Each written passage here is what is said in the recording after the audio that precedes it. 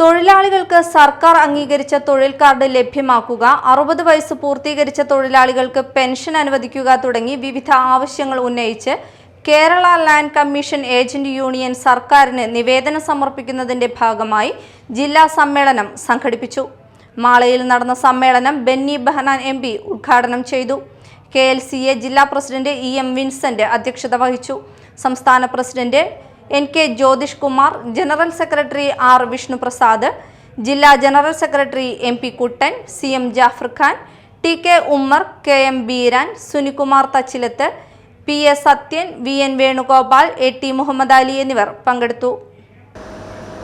നമുക്കറിയാം, കേരളത്തിലെ വസ്തുവിൽപ്പന രംഗത്ത് തൊഴിലെടുക്കുന്ന തൊഴിലാളികൾ എന്ന നിലക്ക് ഒരു നാടിന്റെ ഭാഗമായാണ് ഞാനും നിങ്ങളും കഴിഞ്ഞ കാലങ്ങളിൽ പ്രവർത്തിച്ചു വന്നിരുന്നെങ്കിൽ കാലം നമ്മൾക്ക് മേലെ കരുതി വെച്ച കഷ്ടകാലങ്ങളുടെ പെരുമഴയായി ഈ കേരളത്തിനകത്ത് പെയ്തിറങ്ങിയപ്പോൾ ആ മഴയിൽ ഒലിച്ചു പോകാതെ പിടിച്ചെടുക്കാൻ കഴിഞ്ഞ ഒരു സംഘടനയുണ്ടെങ്കിൽ അത് കേരളത്തിലെ വസ്തുവിൽപ്പന രംഗത്തെ ഇടനിലക്കാരുടെ തൊഴിലാളി സംഘടനയായ നമ്മുടെ സംഘടനയാണ്.